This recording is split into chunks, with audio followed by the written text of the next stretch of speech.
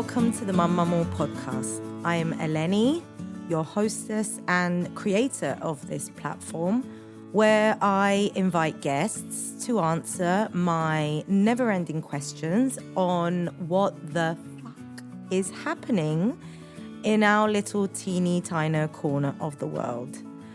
Before I introduce my first guest of the season, a little reminder about some changes that have occurred here on the podcast. Interviews and discussions will now be posted on Saturday mornings.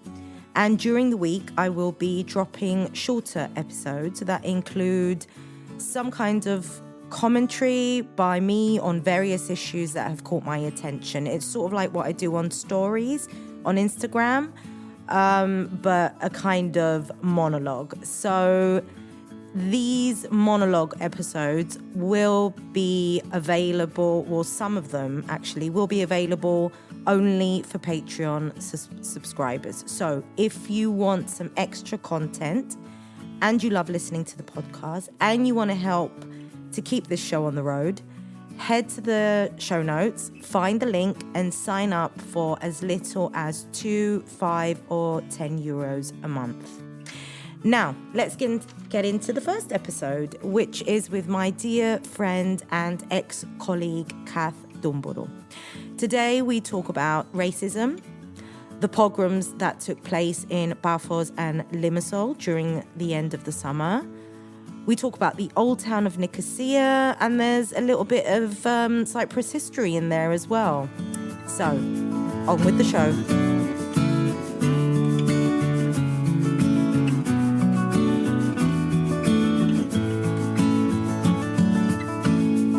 Okay, right, we're back. And I'm back with someone I feel super comfortable with. Someone who your name has appeared on the podcast before, but we didn't do it in the studio. We did it, I think it was kind of like in the pandemic. It was lockdown. It was lockdown, and we spoke about racism. And I feel that during that time, I was in an infant phase of understanding racism. It was almost like it was brand new information for me, and I was sort of like checking to see what's going on. It was a whole George Floyd thing in America, and then we were trying to bring the conversation to Cyprus. There was a lot of how do we talk about racism when we ourselves aren't experiencing it? Fast forward to today, and we're bang in the middle of a shitstorm. Can I say that? I don't think we're in the middle of a shitstorm. Where are we? At the beginning or at the end? We're definitely in a shitstorm. Okay. Right, so you're here because after the situations in Paphos and... Can we call them pogroms, please? Can we? I think we can. Isn't that a bit... Haven't we overused that word a bit? When a group of people gets together with the explicit purpose of attacking a minority representation within their country as the majority. That is exactly what it is. That's the definition of it. Pretty much a pogrom. Okay. You know? Yeah. So we had that.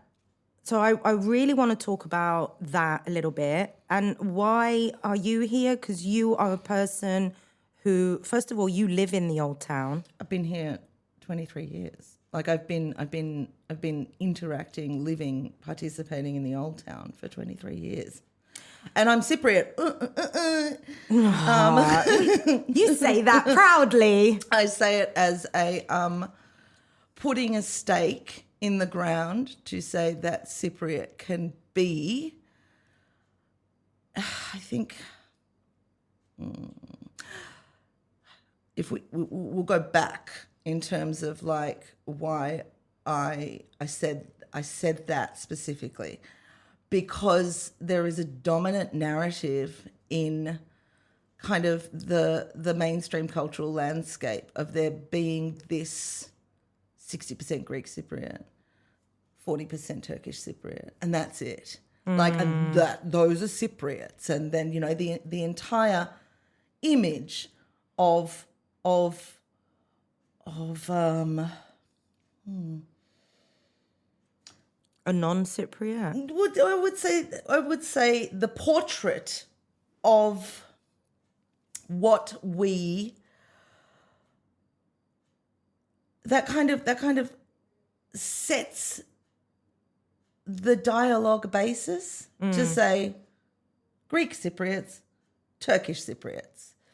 You know, and so when we're talking about Cypriot identity and about, politics of individuals here, and we're talking about social policy, and I think it becomes a very, very simple approach to an issue of society, so to speak, to say, well, we have Greek Cypriots and we have Turkish Cypriots. And when we set it in that simple binary and we say, and then the Turkish Cypriots are over there and Bucci, we say, well, what's left is the Greek Cypriots in the south.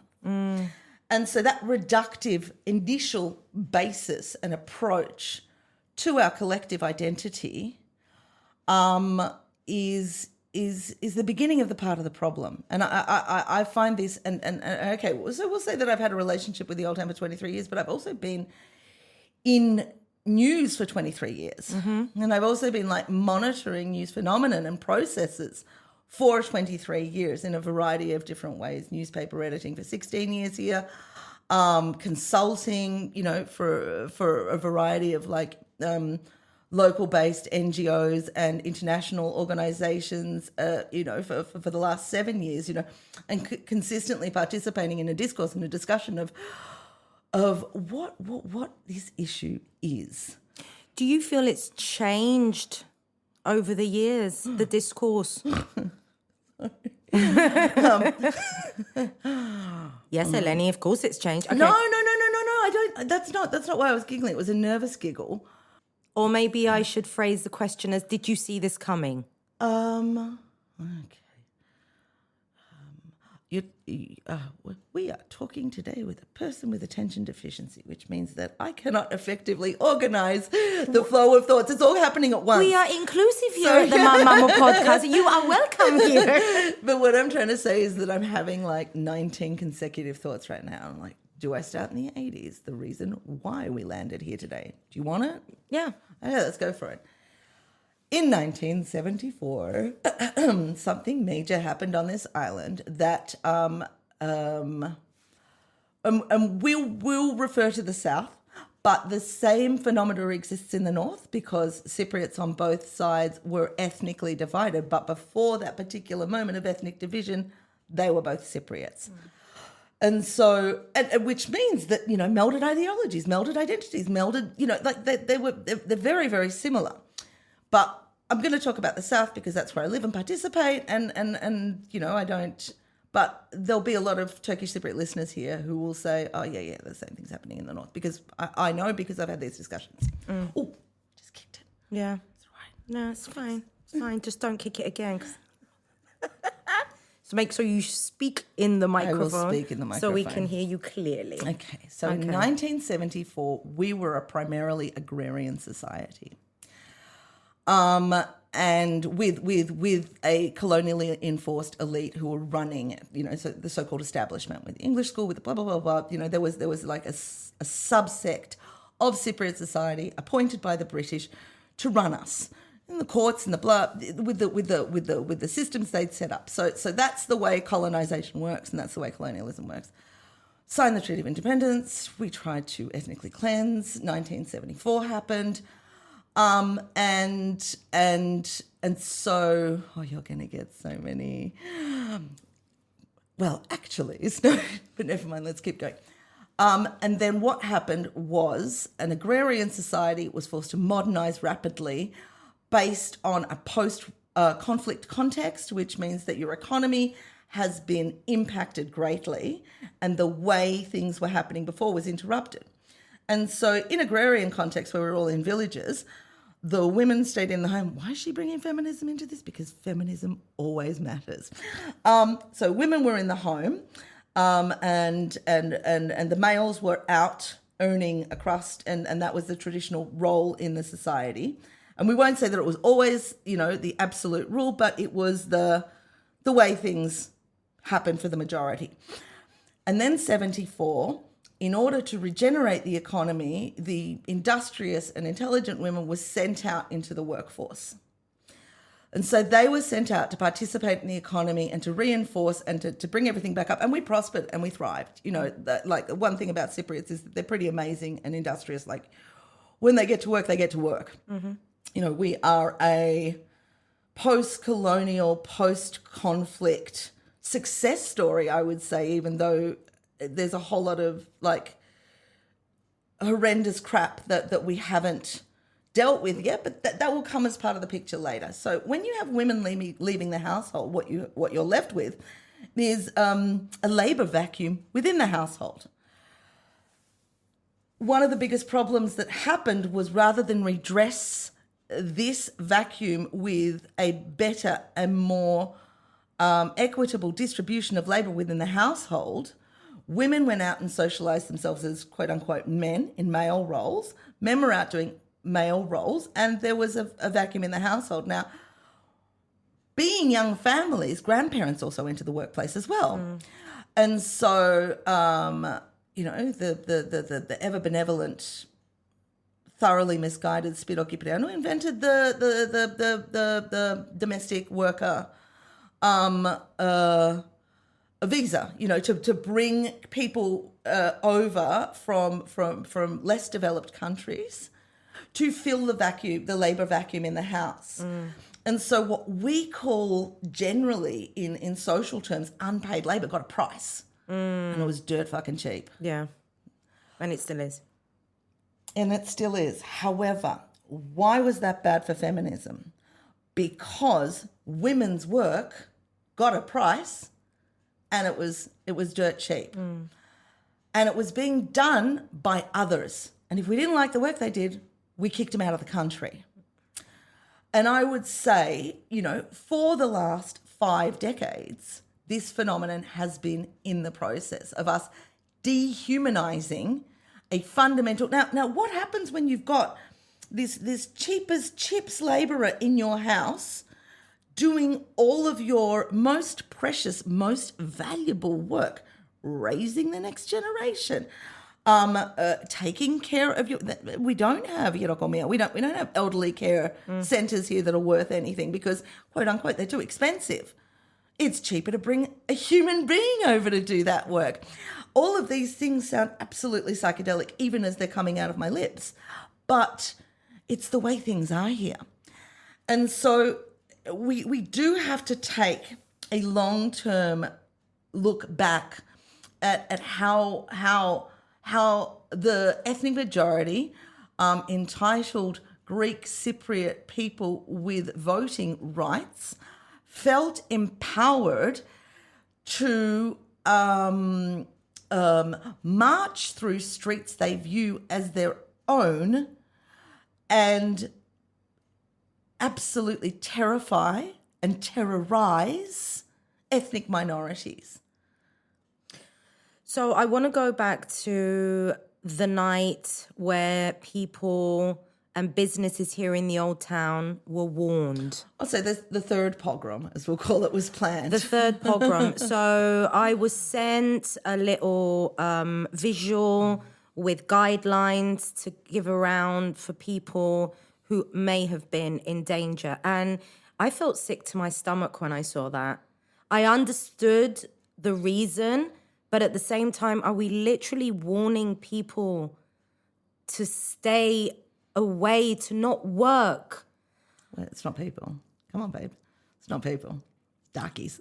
What were the vibes? What was the environment? What was it like around here? You described what you were doing, how you were dealing with the situation. There was published primarily in English, French, Arabic. Not necessarily in Greek, though.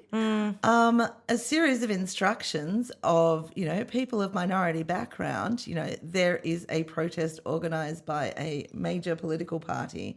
Not major, I would say significant. And why do I say significant? And somebody's going to come back and go, but they only get X amount of votes. Well, they're third in in line right now, according to a new Gallup. Yeah, let's not rely on polls. Polls can be very, very easily manipulated. Okay, but we can see the rise. It depends on who you ask. It depends on how many people you ask. It depends on where you ask them. It depends on what questions you ask them.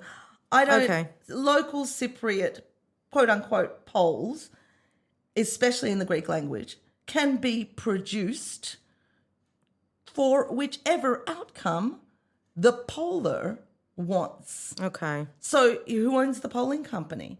Does it work for them to undermine the power base of the dominant political parties? Yeah, they're going to do a poll that shows blah. I'm not going to say they falsify the numbers, but statistics and data, unless you have the entire thick as shit document to go through. Okay. Let's not lean so comfortably on polls. Okay, so yeah. But we can say that they have been allowed to thrive. They have not received condemnation in the way that a multi-ethnic society whose economy is underwritten by invisible dirt cheap labour, and this particular labour subsect does not participate in our civil society. They have minimal civil rights. They have minimal, the vast majority of our labourers who do the dirt cheap work don't have voting rights. And so where do they count as humans in, we'll say, for this example, Greek Cypriot society, but the same template can easily apply to Turkish Cypriot context. Okay, so yeah, that night So that night we got the text message, and I do live in the old town. I live in the west side of the old town, which is far less gentrified, we'll say, than the east side, which is, Famagusta Gate and Atmore and la, nice places. And so the text went around, and I went to a place around the corner that I volunteer at, and that has. I'm even fucking talking to you, and I'm censoring myself right now because I'm like, how much do I say about where I do volunteer work? Because if I mention there are migrant children there, do we run the risk of exposing them and leaving them? I feel a sense of protectiveness of my community, even as we're chatting. I know you're safe. I understand. I did say to someone that I wanted to bring migrant stories to the podcast, and someone told me they will take it and they will abuse it and they will use it. The listeners with a very, very specific leaning ideology of entitlement and protecting of privilege. And I was like, that didn't even occur to me. And it can be taken out of context, and there's so many issues playing at once. So, I thought, okay, it was a Tuesday. The rally by the far right group was supposed to happen on. I've got my dates mixed up. I think it was a Sunday or a Friday. The Limassol pogrom was Friday. The Antifa rally was Saturday. I believe that the rally was supposed to be on a Wednesday night. Okay. It was supposed to be on a Wednesday night. And we're not going to go into the back politics of why that rally was cancelled or why they were told to stand off by specific members of the Greek Cypriot government and administration in power. People in power told them not to do it, and they threatened them, and that's why the rally was called off. It wasn't called off because, kids, we've gone too far. It was called off because they were threatened, because the parties were threatened. And so I got up on the Is that Tuesday. a good thing? Yeah, is there some form of control then? Can we say that there is? No, because it's puppeteering for the point of populism. It's devastating. It's devastating on the one hand. Am I going to say it? I'm going to leave myself. It's devastating on the one hand that the people who had the power to call off the rally, I will protect myself on this one. The people that had the power to call off the rally had the power to call off the rally and had the power to pull the strings, but they did to call off the rally. But in the same token, they didn't condemn them. Okay. So they knew it was a wrong thing that was going to happen. And they knew enough to say, don't let it happen. And they knew enough not to say, this is a fucking abomination. Who have we become? What is this disgrace? You know, we have a third of the population in the south of ethnic Greek Cypriots who classify themselves as internally displaced people, not refugees, la li la. And then we have a diaspora of immigrants who are refugees, who have gone to other countries and prospered and thrived. We have wives, family members from other ethnicities. What are we doing cannibalizing ourselves in a global context? We are a member of the European Union. Who are we turning on? You know, can we possibly be so ridiculous as to believe that the only people entitled to privilege are the ones with voting rights? No, that we didn't. That never took place. So when you said, was it a good thing that rally was cancelled? Oh yeah, people were safe. But on the other hand, the motivations, intentions, and post-process was not good. People are not more protected now that rally didn't take place. So back to that Back night. to Tuesday night. So it was Tuesday night before the Wednesday. I do remember now. So on the Tuesday night, I went to the place I volunteer at, which has a lot of migrant participation, and there is a store run by new arrivals next door. It's a business. It's they're entrepreneurs. They run services, and a lot of my neighbourhood is delivering services with employees from non-Greek Cypriot backgrounds. And I love it. I love the diversity. Same. I thrive on it. I want to see us not becoming some bizarre, ethnically pure, deformed, there's no such thing as the super race. Isn't it weird? I mean, the same reason that you love it here, the same reason that I love being here now, my studio, being in this neighborhood, It strikes fear. is the exact reason why others. It strikes fear into their heart. I think there are a lot of reasons about that. And I had a conversation with I don't want to name names. I feel like we don't live in a society strong enough to protect people who are out there doing fantastic work as activists. I am proud that they look at me and smile. That makes me feel like I'm on the right track, that all of these people. And yet, putting their names on my lips right now, I'm like, do I put them out there? This is the society we live in. So are things better? No. And am I...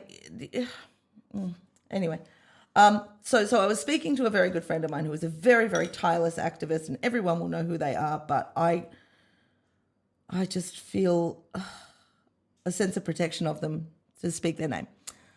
And so I said to him that the lack of accountability that and responsibility that has written itself through intergenerational Greek Cypriot society, that we never did anything wrong for the island to end up divided. We never have to do anything to reconcile with the ethnic minority. We don't have to offer anything. We don't have to sacrifice anything. And that is the political platform that every party that comes to power on, no retreat, no surrender, no apologies. That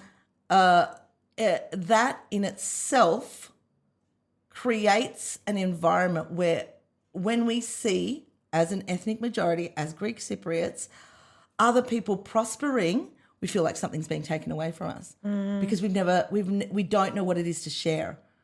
We don't know what it is to say, Ella, come up and join us, like next to us, stand next to us. We are only interested in our own ethnic vested interests. So that's kind of why I had to go all the way back and paint that portrait. Because it does result in the fact that when you see a small community, along a 500-metre strip being so diverse, and they're smiling at each other, and they've got colourful, well-stocked shops, there is a part of us that twangs for an unknown reason that's triggered because we just haven't been taught to share. We just haven't been taught to smile at anyone else's prosperity.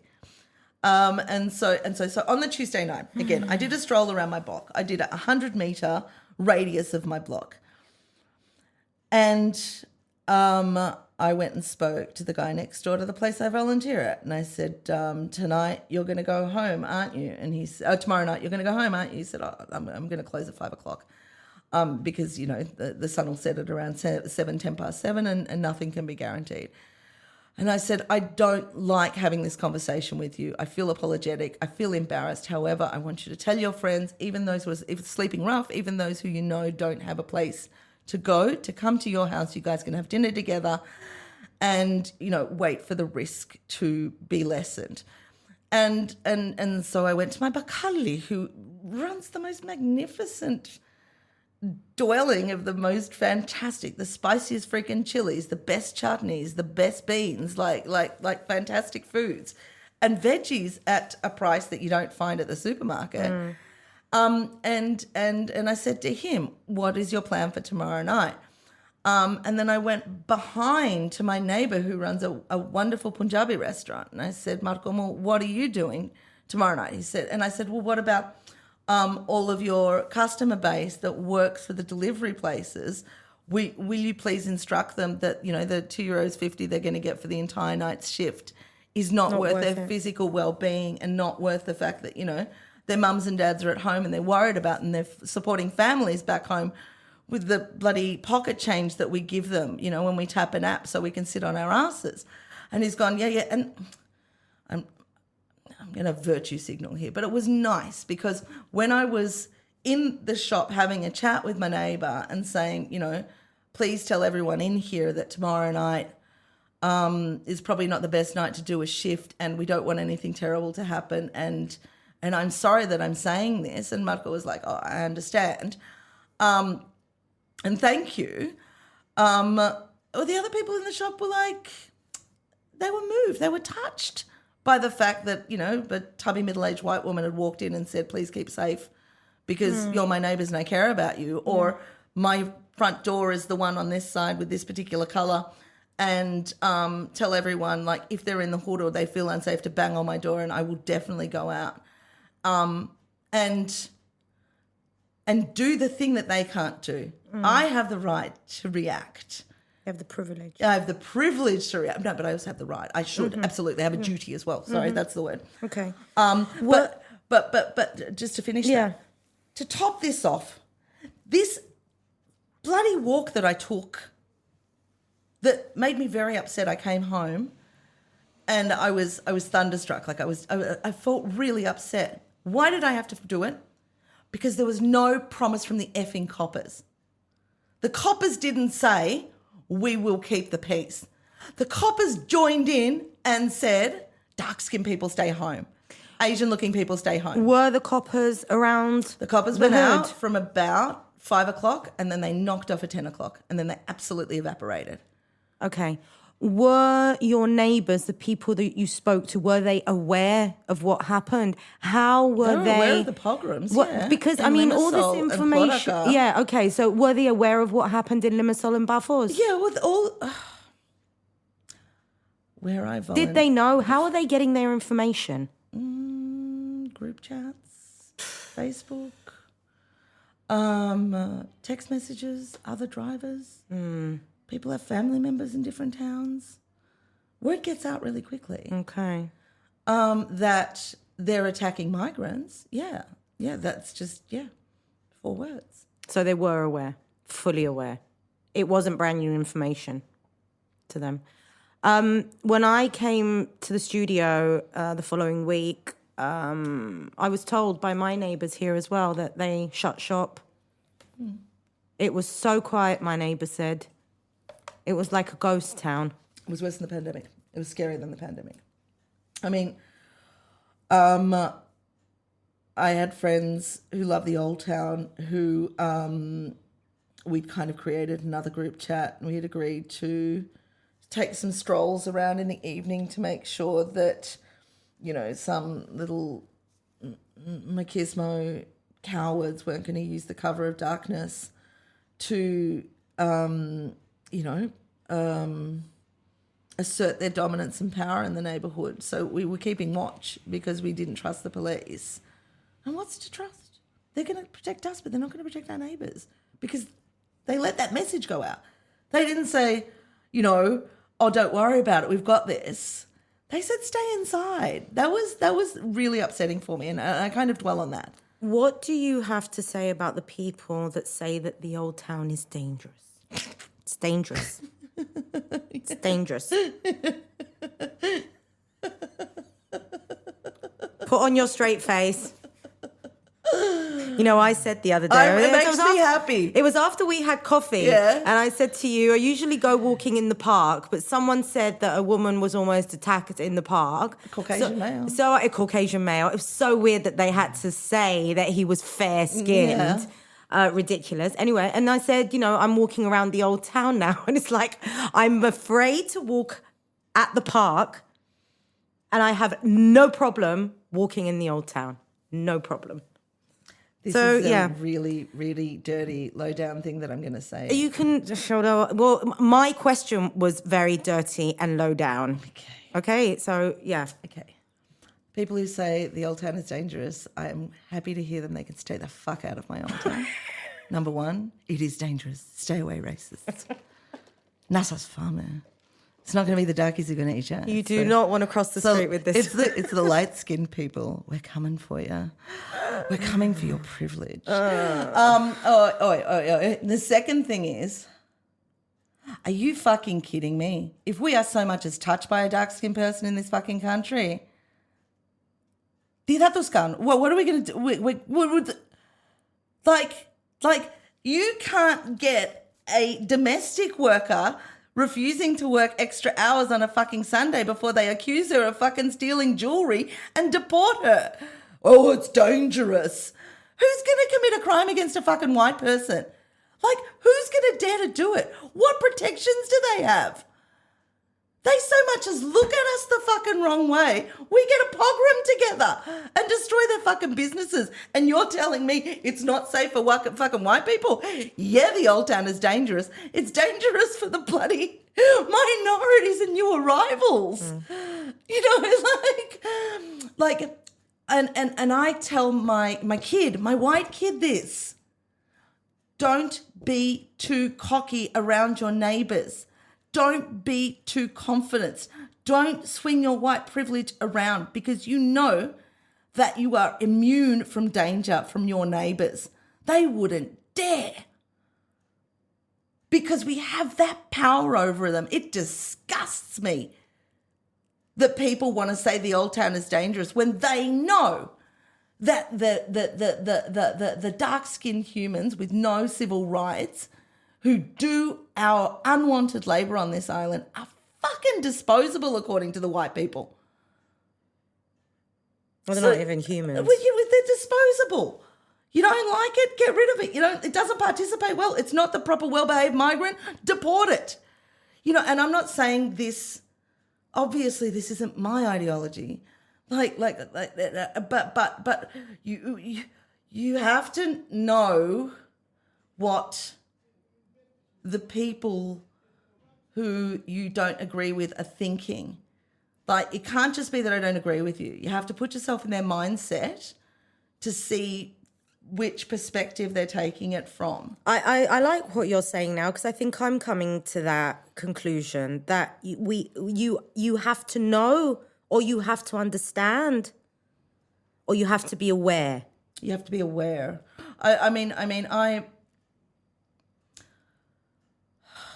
And at the same time, do we make our kids aware? That's the other thing that I would like to talk about. If we're...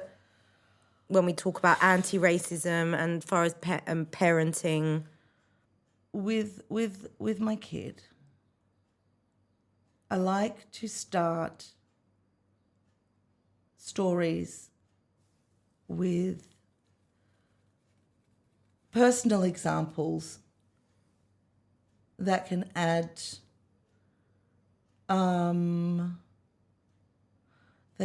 detail to social phenomena. In terms of trying to create an accurate context within, you know, like that he can find accessible or relate to.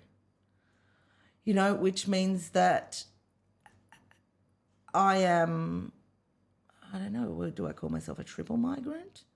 You know, my grandfather emigrated from the Peloponnese to Athens, where he left Athens to come to Australia. And then I left Australia to come back to Cyprus, and that's just my mum's side. Dad's father was born an Ottoman. He was born a British man. He was a British man emigrating to Australia. And then in Australia, he was treated as a non-British man because obviously the colonies are inherently racist. And so he had to like assimilate into a dominant Anglo identity. And I don't think this is one thing that a parenthesis. We'll put it. I'll put it down as a note. Okay. Like a migrant identity and what that means for you as well. All right. But anyway, and so for my son, when raising him, and I'll tell him why we have to be kind. My dad didn't finish high school. He apprenticed as a tailor, and because there was no opportunities for him in Cyprus, you know, he didn't even finish primary school. He stopped education at 11. And yet he got to go out to Australia on Commonwealth papers. He set up a factory. He set up a little tailor shop, and then he opened up a factory, and then he opened up a chain of menswear stores, and then he had 650 employees. And then I went to a fancy pants private school, exclusive girls' school. And that is a migrant opportunity, and that's the context that I grew up in terms of the dream. Dad was a good migrant. He was a good one. He got a medal as well from the Queen. Australia.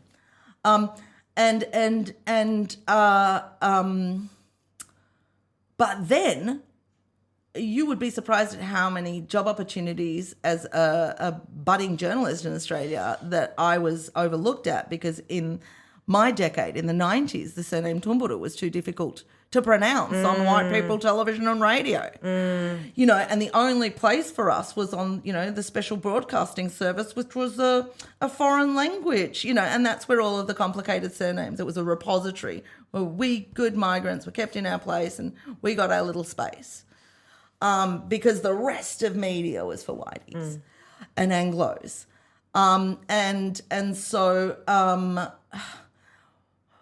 when we talk about what is happening here, I say, well, so that's my experience. So why is Mum so actively involved in the migrant community here? Why is Mum so, and I if I asked personally, what do you do? I will say it, but I'm not going to say what I do on the radio because they're my stories. But I have a community of people within a 500-metre radius of my house that I actively support in a variety of ways, in accessing their rights, in accessing their permanent residency, in helping some of them get medical care. We do it in our community. And why do I do that? Because there were people who were doing that with Dad, and Dad was doing that for other people over in Australia. And so my prosperity is built on successful migrant stories, and my work on a day-to-day basis in the international, like, humanitarian sector is looking at stories of unsuccessful movements of populations from devastation. And so I want to be part of the solution, you know, and I want to be part of recognizing every human being as being, you know, equal human beings, regardless of the dice that put them in their you know, where they were born, the birth lottery, as we call it. Geographically where you're born. So you mentioned privilege, and, you know, using that word with our kids, do you think that there's something that they can understand in this context? Yeah, if you give them a physical example. And if you actually, like, have a discussion that's not confronting and not accusatory. Because I was going to say, don't you risk of making them feel bad for obviously just geographically being fucking blessed to have been born? They shouldn't feel bad. Look, if you feel bad about it, Why would you feel bad about it? You should feel. Well, I don't know. We're talking about kids. What have you Sometimes got to lose? What have you got to lose? I think that's the thing where you tell them you won the birth lottery. You're already 10 steps ahead of somebody born in Bangladesh at your age. You're already 100 steps ahead of that person. Just keep walking forward and you'll do fine. Just put one foot in front of the other and you'll be fine. It's going to be okay. And, you know, like I will say one thing about my parenting, and it's not Dad's fault. He was born in 1928. He was bloody old. Dad had the classic Cypriot fear of being poor. That was something that I think was a 74 phenomenon, and possibly also a post-colonial phenomenon where, you know, the opportunity and the social mobility was kind of offered as a carrot to good citizens. But like there is an absolute disgust and fear of our former identities. And, you know, so even though Dad didn't say it aloud because he would help people, you know, from lower socioeconomic backgrounds. And oh, look, Mum was amazing. Like she was on board. They were a team. And she would do things without so much fanfare. There's no one in Cyprus that knows or remembers my mum, but if this was to go to Australia, they would all know that Frances was totally, bless her soul, on board and involved in sharing privilege, and in saying I have enough, whatever extra I have. I mean, here's one. Sharing privilege. I love that. Like this is what showed me that it was okay not to be afraid. My sister was okay. I wasn't born, but this is like a story that everybody likes to tell me. My sister was born in 1974 in August in Australia. Wow. And she was baptized a couple of months later. And at the baptism, Dad was like a leader of industry and a leader of his community, his diaspora community. And my mum, like they were living in this they were getting this big old house ready, you know, the dream, the migrant dream, and you know, double brick home in the burbs. And my sister was due to be baptized, and the first daughter's baptism, you know, Mum and Dad's first baby. And Mum said at that stage, instead of gifts for my daughter, she has enough. Please, let's get together and make donations for the refugees and the displaced people in Cyprus. And they raised a lot of money for the time, like an absolute fuck ton. And so that spirit of everything we have is enough, and then whatever extra, don't be afraid of giving it away, was taught to me and was passed on to me. And so I'm not afraid of seeing someone and like going, right, you're asking for €2. And I would actually, as I was raising Daniel, seeing someone in trouble, seeing someone struggling, I would go, Daniel, go and pay for that person's meal. You know, if they were sitting there at the checkout with blah blah blah blah blah, you know, or at the meal place or at the go on, and so showing him, Mum has enough, she's not afraid. You go and give that person. And okay, London, we were recently there, and I was like, Daniel, right, you're going to go and ask that person what they want to eat. You're going to go and give, you know, this person, you know, £2 before we leave the country to get rid of all of this useless money.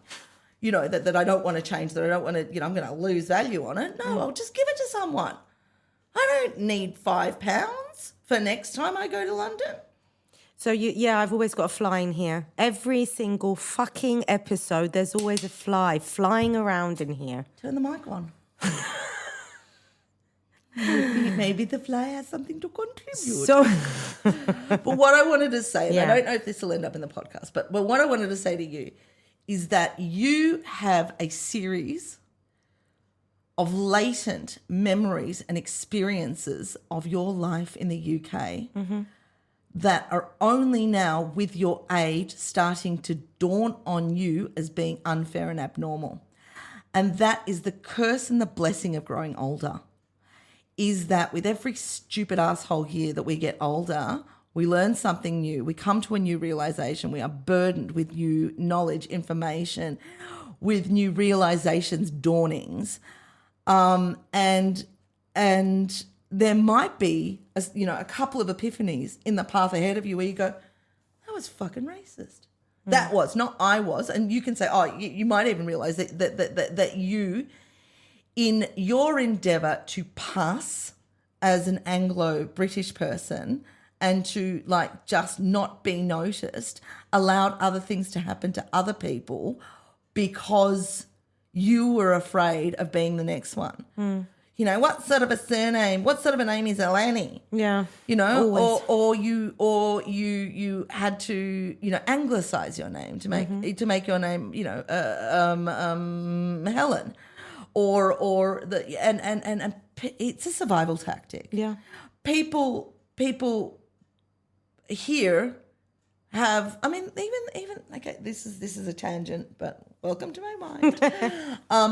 The concept of Charlie. Beijos Mendos. We tease people and call them Charlies. That they had to do what they could to survive. But I've got a friend here whose name is Nilmani, and do you think anyone can pronounce her name? No, for the first 2 years I fucking knew her name was Irini. Because she just didn't have, this woman speaks perfect Greek. She's married to a Cypriot. She's amazing, right? A Greek Cypriot. She's amazing. Her kids, Greek Cypriot kids, like spectacular, superb members of society. But can she get away with being called Nirmani? No, Irini. And so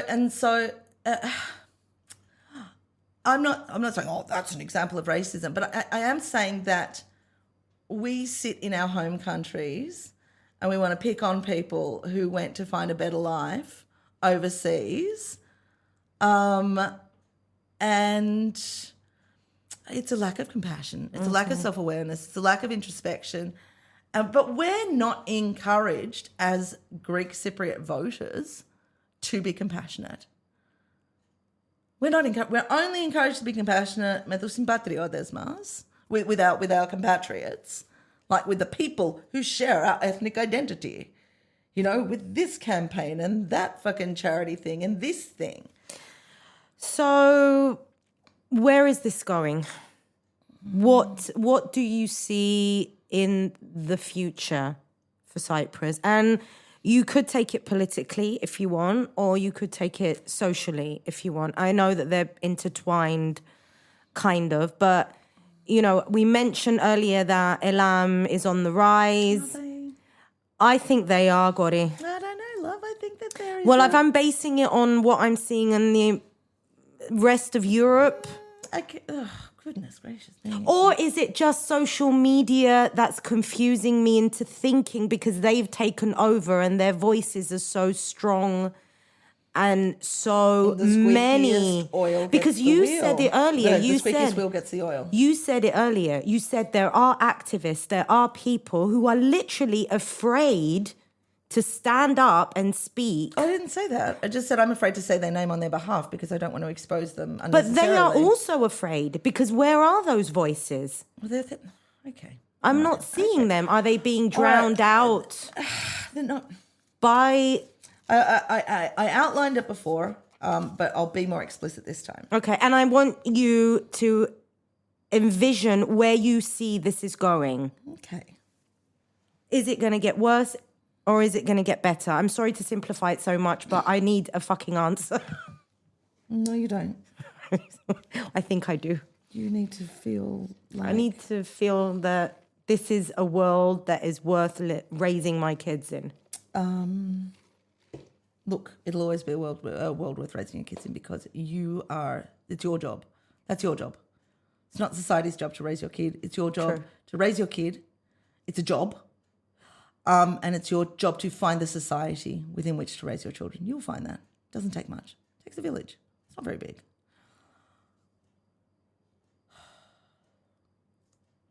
Everything is interconnected. But I'll start on a kind of a simple circle and I will move out and try and add chunks to this.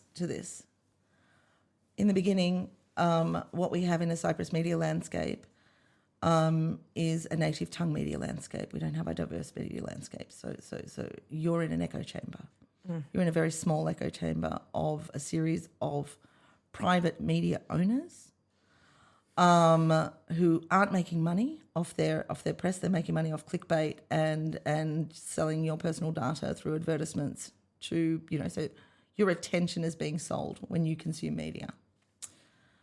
How do they do that? They create the most sensational, ridiculous headline. And so we know that there are a variety of media outlets who just write whatever bullshit that comes into their fucking mind. Could you recommend one that you trust? No. Well, let me. Because I always find myself very confused. This might even be two parts because, like what I'm going to get into next requires thorough explanation. We're on clickbait. We're on who do we trust? Okay. When we were at the Cyprus Mail, Eleni and I are old. Yeah, I think we didn't mention that, did we? We've known each other for over 20 years. We used to work together at Cyprus. You started in 2004? 2004. Yeah. So that's 20 years now. And I left 2011. I left 2010. And I sued and won. just to say. Just a little. I had a baby and he fired me. No names. Clickbait, headlines. Okay. In 2001, I started at the Cyprus Mail and I was learning Greek. And I opened the newspaper and there was an article, 2002. And there was an article in Philadelphios with a picture of a tiger, in the most miserable of circumstances. And the picture had like this sad-looking tiger in a cage with the caption and the headline, Limassol's caged tiger at the zoo dies tragically. And in the role that we were at the time as a secondary news source, English language newspaper, so we had the privilege of being able to verify follow-up stories, which made us a much more reliable news source because we were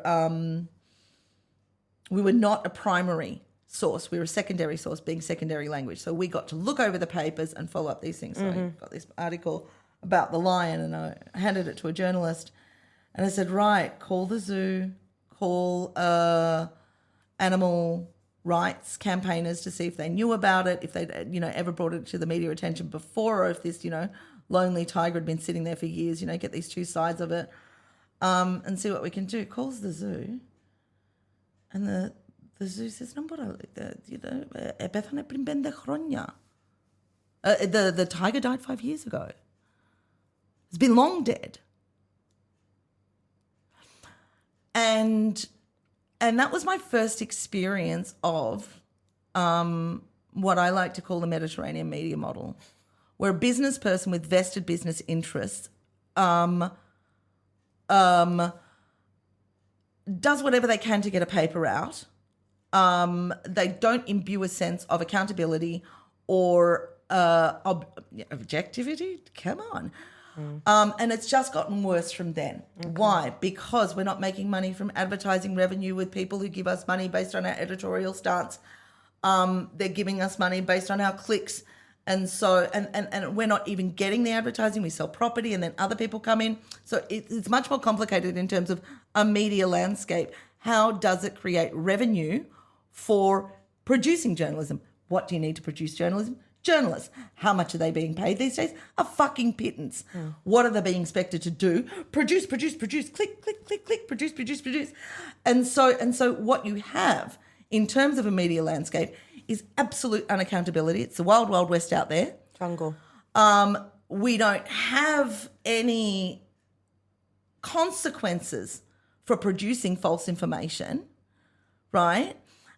Which means that apart from there being no consequences, even if you do teach your child critical approach to media, which everyone should be taught at a very early age, who published this? Why are they publishing it? How are they? What do they want you to do after you've read it? How are they profiting from it? You just given the six. Who, what, when, where, why, and how. And then even if they've got that, well, we have this phenomenon that a couple of friends of mine and I, for the last 4 years, have loosely described as, in Greek it's called δηλωσιογραφία. Oh, I like that. Yeah. And so it's a δήλωση is an announcement, and grafia is to write announcements. And it rhymes with the Greek word for journalism, which is δημοσιογραφία. So that's what's happening in the media landscape now. They don't have, the journalists themselves, even if they're well-meaning, do not have the time or the resources to follow up on a story. So you've got this alarmist phenomenon where the coppers, every time there is a incident, so to speak, they have to write a report about, an incident. This person was arrested. Were they charged? We don't know. This person was released. Are they? And so you just have this basic data, and people are using that data as a news source, and that's fucked up. Wow. Because if I go to the Coppers website, I get exactly the same news as the news outlet, yet the news outlet needs to make money off the Coppers fucking, you remember. Yeah. We used to send you, if you go to the Greek language police website, they have anakinosis, blah, blah, blah, blah, blah, this, that, and the other. That's available for free. Sigma Live is trying to profit off it. Oh. Do you get what I mean? So you get this media landscape of unaccountability. Okay, although... There was an exciting development that I must mention that I saw yesterday about the EU trying to propose laws for disinformation, which would be so sexy. Yes, nerd. So that's a different thing. We won't talk about that. Yeah. Because that's the great white hope at the end of it. Like the actual institution of laws for proper science, like research-based, and proper peer review, to say bad science is not allowed, fantastic, because we would know, we would have the confidence to say, what does the law have to say about this? The second thing is that misinformation can be punished, or you lose the right to call yourself a news outlet. One of the two. So we can democratize information if we want. But, and this is why I said this is, I can go on and on and on about this.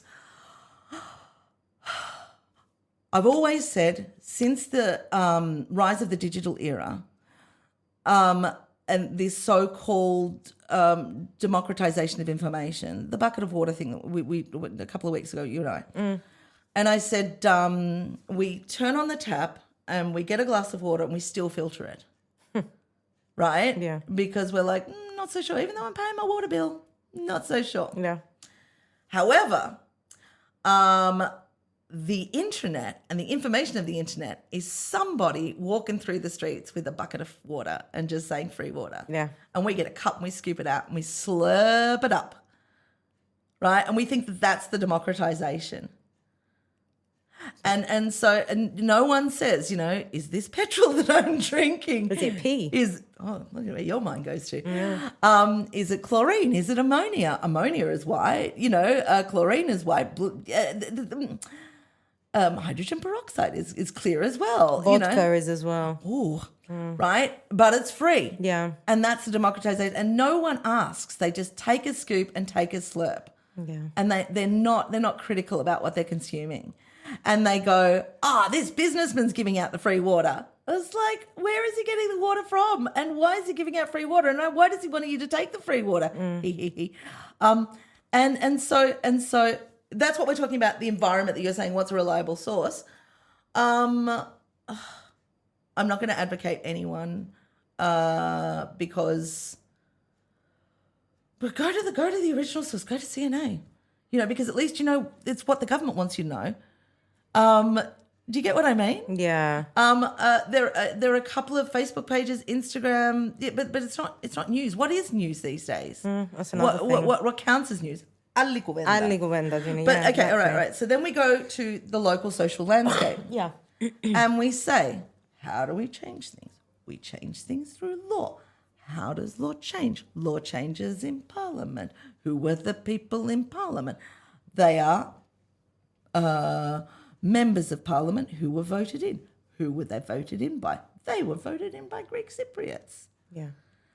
And so in this massive, diverse landscape, once again, the only people with the power to change the landscape are ethnic Greek Cypriots, with a teeny minority every 3 years, but with immigration laws that are written by the same members of Parliament, and it's not just, it's civil registry laws as well that were written by members of Parliament. So even Europeans can't vote in local parliamentary, votes here. Okay. Like they've only got limited voting rights, Europeans living in here. How do you change a legal landscape that is dominated by an ethnic minority for the purpose of its own fucking benefit and perpetual benefit? I would propose a fund that would announce, but this takes money and it takes incentive and it takes initiative to say that there are a whole lot of people in Cyprus who've been working and living here for a whole lot of years who qualify for permanent residency, who just don't have the money or knowledge to know how to get that. And then the next thing would be that you have to get them signed up for permanent residency. You have to flood that. And our legal process is so slow, which is a completely different conversation. So even if you were going to prosecute someone for a hate crime, they'll be walking the freaking streets for 2 years at least. I was assaulted in 2019. That guy's still bloody walking around. Well, you've got paedophiles walking around until it's court time. Exactly. Yeah. And so it is. Even our legal system is written so that you can financially benefit whilst you're a criminal, because it's so fucking slow. Like, they'll say it works, they'll say it's just, but it is so slow that it's almost insignificant whether it works or it's just. Okay. Yeah. But what about hope? We are. Let's end on hope. Diversity is beautiful. Agreed. Homogeneity is boring and beige, like the colour of our skin. I hate beige. Oh, there you go. Oh my God. We claim to love exotic locations, but we don't like the exotic locations that come to us and visit. We love to tell everyone how diverse our tastes are, but, where'd you go on your honeymoon? Sri Lanka. India. Look. The hypocrisy in itself is destined to implode us. In terms of we won't have a leg to stand on. We want to kick them out. Let's kick them out. Let's see who's gonna, pick up. What is the hope? The hope is actually. Oh, you're gonna have so much fun editing this. Just sitting there going. I'm not gonna edit anything. I'll get out.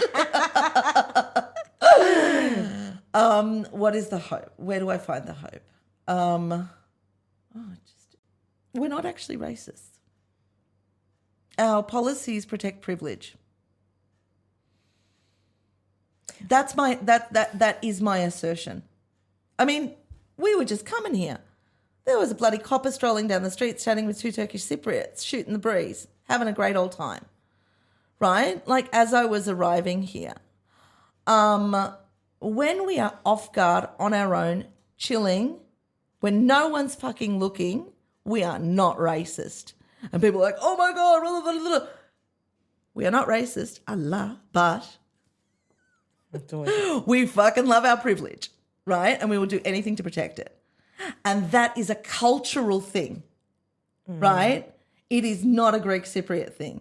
It is an intergenerational socio-cultural phenomenon inculcated by consecutive administrations to keep themselves in power and take our fucking money, and they're the ones who's fucking us over. Mark my fucking words. It's not a poor person that's stealing from your pocket. It is the rich person who offers bottom fucking dollar for legitimate work, right? People fucking forget that. They need to be reminded. If there was a good political party, like a group of people willing to get together and expose themselves and eat the shit slung at them by the extremely rich political parties who have benefited financially from making us think that it's foreigners who are the fucking problem. If there's just, and there is room. I believe there is room. I believe there are brave people. I think I mentioned it before, and this is a longer conversation that's very Nicosia-centric at the moment, but in the digital age, if we can make the trip around to every corner of the island with the digital and bridge the divide digitally, I think that there is hope, because there are people who are fed up. The beautiful thing about the pandemic, apart from the death, the long COVID, the everything, the great science that came out of it, one of the lovely things that came is that all that time of introspection amongst us made a lot of people stop and think that capitalism doesn't work and late capitalism is fucked. And so in that vein, on a global scale, and also that's the flip side of the internet as well. We are seeing each other's stories. We are creating digital communities and collective identities that expound boundaries. We are finding things in common here, there, and everywhere, and it's fantastic. So there does exist hope for an organic expansion of a common identity that rejects the narrative of the super rich establishment who benefited from, colonization and continued to benefit post-colonially, and to protect their privilege with the narrative of όλοι πρόσφυγες στα σπίτια τους, every refugee in their home. Άλλη υπόθεση. But that requires tenacity. Most of these people who want to do this are battlers already. They're already fighting in a different realm. But the next generation will not be so tolerant of this bullshit, because the economic divide is widening in that way. Yeah. There's not that much social mobility in Cyprus as we think there is. And so there is a bigger medium income. I won't call them working class. Sorry. That's because I'm a fucking asshole. But there is a better, well-educated, medium income demographic that says, this is bullshit. That's calling bullshit. That regularly calls bullshit. AFOA, they're on social media, so. Yeah, the team behind AFOA. There's, as I said to you, the satirists, amazing. So, Listiko Koma Kipro. Okay. Also, like the Ozdame gang. That vocally and happily and thoughtfully call bullshit. Look, and I mean, even something like Dialogos, which is a news outlet, even though they're politically affiliated, just because they're standing up for like other voices and they're brave enough to do so, I will say that they're not afraid to be reliable and accountable, but I can't say they are bastions of truth or any shit like that. Yeah. But at least they provide an opportunity and an opening for an opposing view, and they're not populist. Yeah. They're unpopulist. Yeah. So if you read Greek, there are opposing voices who acknowledge like the multifaceted identity that we're becoming. Beautiful. It is. There is no one in Cyprus that can claim not to have had a benefit from our migrant experience in history. Like there is not a single damn soul who can sit there and go, bah, you know. Yeah. Every single Greek Cypriot in some way has either the benefit in love, in money, in, you know, like in life from the participation of someone from a different country. So true. Yeah. So true. And I think we'll leave it on that because... Oh, no, because I could talk for freaking I know hours. you could. I know you could, but I do not want anyone to either get tired or... It's 2 parts. Too much information. Or, no, it's not. It's 1 hour of truth speaking, even though I find that so cliche. But also what I've noticed is that, I mean, you've just literally just listed 3 names, you know, the Diálogos and Afoa, who Afoa, by the way, I noticed that they're on Spotify now. Oh, good for them. And I don't know if it's a podcast or if it's a YouTube video. I'm not sure, but they're doing work and they're raising a voice that needs to be heard. I know that I need to hear these voices more and more, even though I am one of them.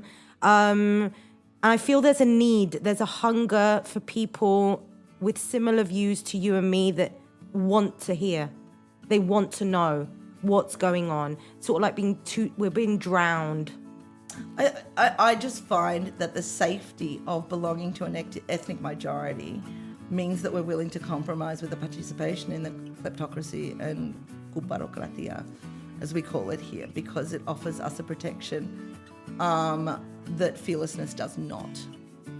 However, you can't lose your privilege. It's always in you. Like, it's something that comes from an innate existence. Yeah. So maybe if we put that to one side and we say, that's protected, it's fine. Let me share the rest of it. Yeah.